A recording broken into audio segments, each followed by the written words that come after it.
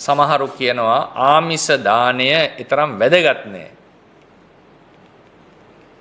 වස්තු දෙන එකනේ. ප්‍රතිපත්තිය උසස්. ඔව්. බුදුන්ට ආමිසයෙන් පුදනවාට වඩා ප්‍රතිපත්ති පූර්ණයෙන් අපි නිවන්ට ලං වෙනවා. ඒ නිසා කිව්ව බුදුරජාණන්සේ මාව නියම ආකාරයෙන් පුදනකොට ආමිසයෙන් පිදීම නෙවෙයි ප්‍රතිපත්ති පිදීම තමයි වැදගත්.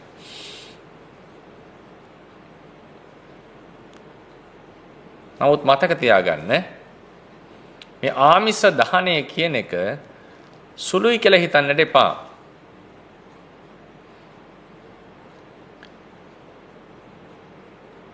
බුද්ධත්වයට යන ගමනේ අපි කියනවා බුද්ධත්වයේ ලැබීම අතිශයින්ම දුෂ්කරයි කියලා. බුද්ධත්වයේ අතිශයින්ම දුෂ්කරයි. බොහෝ සත්වයකට පෙළඹෙන්නේ.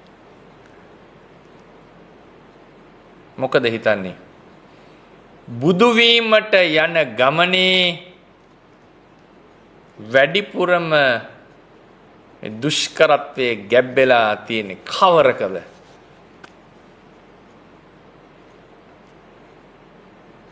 වැඩිපුරම තියෙන්නේ දාන පාරමිතාවේ.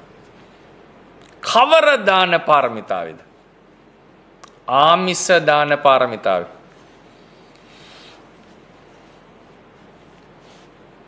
බුදු වෙන්නට යන ගමනේ අමාරුම දේ මොකක්ද? ඇස් ඉස් මස් ලේ අඹදරුවන් රට රාජ්‍ය ජීවිතය අතහැරීම මේක තමයි අමාරුම.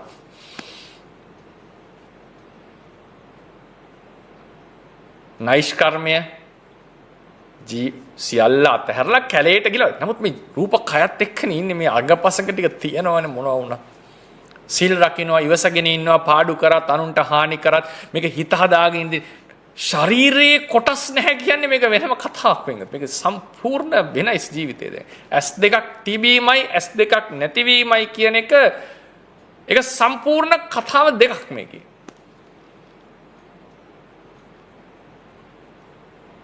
අතිශයින්ම කාම භෝගී කාමයේ අතහරින්න බැරි මිනිස්සෙක්ව කිව්වොත් බලෙන් අල්ලලා ගිහිල්ලා කැලේකට දානවා නැවත නගරයකට එන්න බෑ කැලේම මැරණකම් ඉන්නට ඕනේ කියලා බලහත්කාරයෙන් ඔහුව කැලේට ධම්මලා තියනවා කියනවා කාමයේ විඳ විඳින්න S2 ගලවනවා කියලා. මොකද එකඟ වෙන්නේ? මේ ඔප්ෂන්ස් දෙක දුන්නොත් අනිවාර්යෙන් කැලේට යන එක තෝරගන්නවා. අඹදරුවන්ගෙන් වෙන් වෙලා හිටියත් කාමයෙන් වෙන් වෙලා හිටියත් මේ අංගපසගක් නැති වෙනවා කියන එක ඒක වෙනම කතාවක්. නිසා මේ දාන පාරමිතාව යන අතිශයින්ම ගැඹුරු එකක්. මේක තමයි බුදු වෙන්නට තියෙන ගමනේ අමාරුම දේ පින්වතුනි. දාන පාරමිතාව. ඉවසීම, මෛත්‍රිය හරි අංගපසංග කපන කොටත් ඉවසනවා. ඒ වෙන්නේ Tamanට දැන් කර කියා ගන්න දෙයක් නැහෙනි. උදාහරණට හානියක් වුණා මට. අද්දෙක් කැපුවා දැන් ඉවසනවා හිත. දාන පාරමිතා එහෙම නෙවෙයි.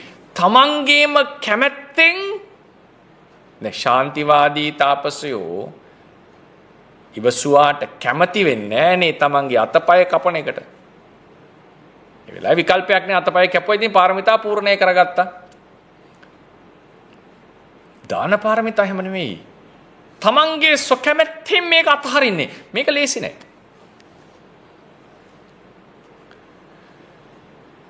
දාන පාරමිතාව යනු සැපේ අතහැරීම.